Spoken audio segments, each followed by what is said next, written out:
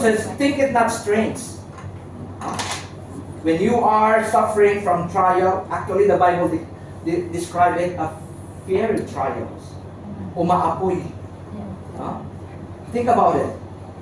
Alam ko siguro, hindi ko mababasa yung isipan mo, pero siguro, you have received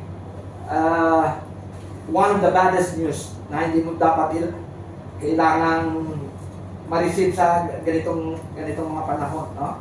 So, for example, sa atin, di ba, panahon ng graduation ngayon? We're happy for God's faithfulness na nakasurvive tayo, no? Sa pagpaaral ng ating mga anak. What if na-receive mo, instead na i-congratulate tayo ng ating mga loved ones doon sa Pilipinas, ay ibigay nila sa atin yung mga surprising messages like, hindi ka graduate ang anak mo, ma'am, sorry. Dahil may kulang siya or masama, hindi na siya nakagraduate dahil may boyfriend siya, tapos mayroon na siyang bibi. Bago pa siya makatanggap ng kanyang diploma, mayroon na siyang award. No? Please don't misunderstand us because we believe that children are inherited from the Lord. Gift ng Panginoon sa atin. Pero pag dumating yung baby, hindi tayo ready, para minsan, nagiging trial yun sa atin. No? Alright, so actually, Apostle Peter is giving us the word na dapat hindi tayo ma-surprise. Kung mayroon tayong mga pagsubok sa buhay. Actually, if we go back to verses 3, no, sa ating binasa kanina, wala tayong rason.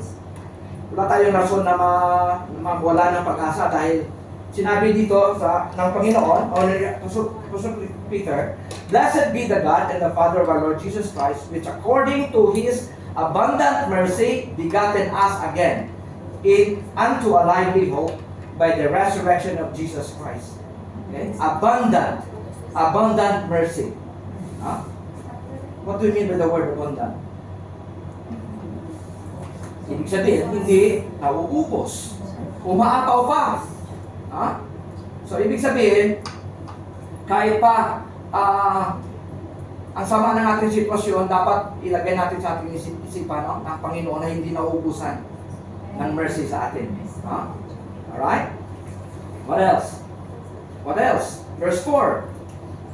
To an inheritance, incorruptible. The Lord has promised us na pagka tayo ay maging faithful sa Kanya, no? He will what? Give us what? Inheritance. And it is undefiled and it doesn't fade away. Right? Actually, the Bible says, the Apostle Paul told us that the Lord will be giving us crowns. Crowns. Hindi nalulusaw. Hindi nasisira. The gold that perisheth not. Yung atin, may mga gold kita, pero nasa salaan na. Kung tayo ay maging faithful lang sa Panginoon, pinapromise ng Panginoon sa atin, not just gold that perisheth, okay? But, what else? Actually, we will be surprised that at the last time, there will be surprises that are going to be revealed to us ng Panginoon. So anong ibig sabihin dito? Let's go back to verse 6. Wherein ye greatly rejoice. Because of this, we know that ang Panginoon ay talagang merciful.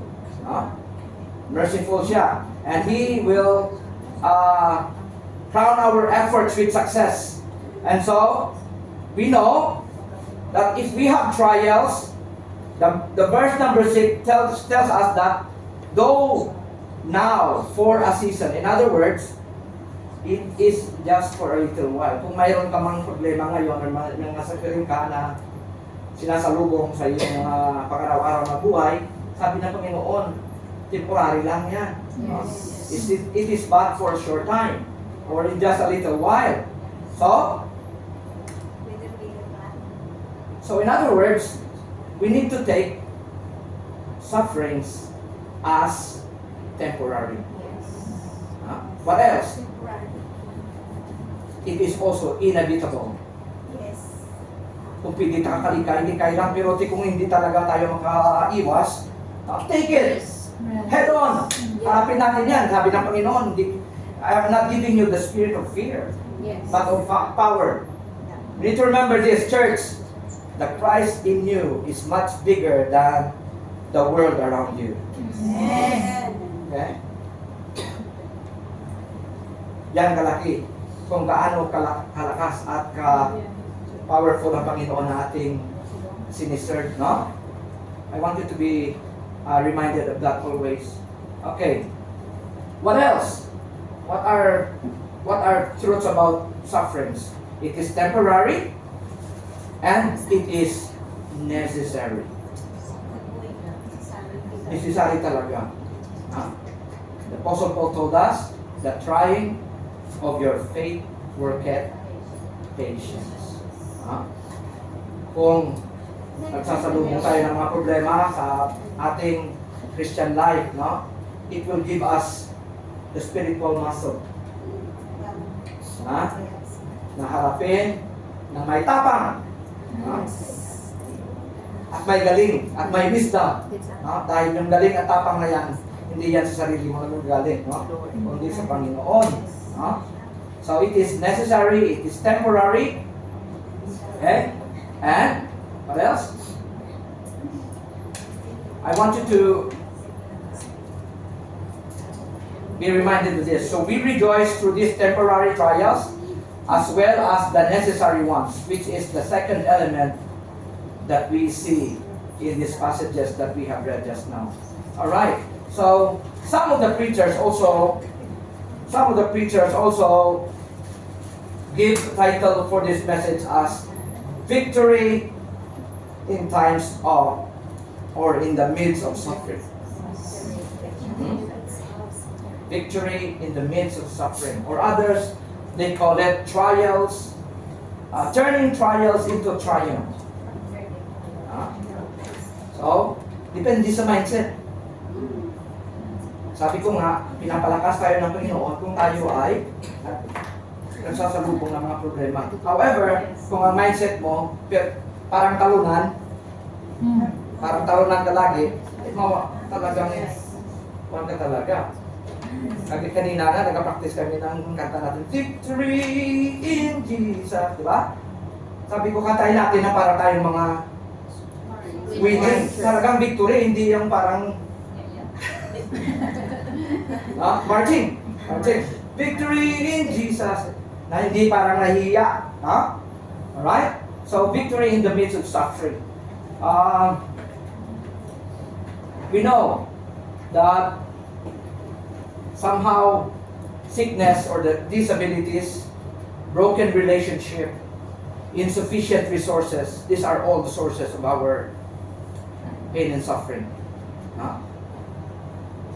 Emotionally, kumusta kayo ng husband mo? Amen. Excited na lang siya. One of the reasons na talagang pinipray ko sa Lord, sabi ko, Lord, sana may chance na makabalik ako sa siya dahil sabi ko, family should be together. But in cases like in the situation that we are in, na kailangan natin iwanan sila, masakit, no? Diba? We need to be ready with that. And so, how can we do it without the Lord? Kung sa sarili lang natin, mahirap. Think of your husband. Andito ka, nagtatrabaho ka, nagalinis ka ng kaldero. CR. Do you know what is going on about them, sa mga anak mo, doon sa atin? It's only the Lord that will enable us to control. And we know that we cannot control it by ourselves. The Lord is always in control. That's why we need to give it. Ibigay natin sila sa Panginoon. Ang daming ay ko